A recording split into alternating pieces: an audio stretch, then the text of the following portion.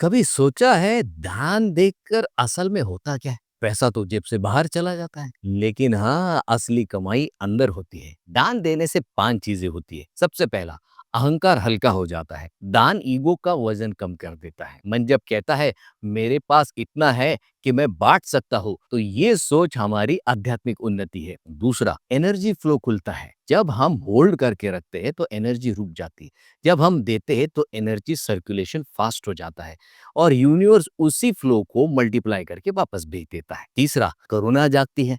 जब हम दान करते हैं तो हमारा मन सॉफ्ट हो जाता है, कंपैशनेट यानी दया से पूर्ण हो जाता है और ये भी हमारे आध्यात्मिक प्रगति का एक लक्षण है। चौथा, हमारी आसक्ति कम हो जाती है। जब हम दान देते हैं तो वो चीजें जो हमारे मन में मोह जागृत करती है वो कम हो जाती है।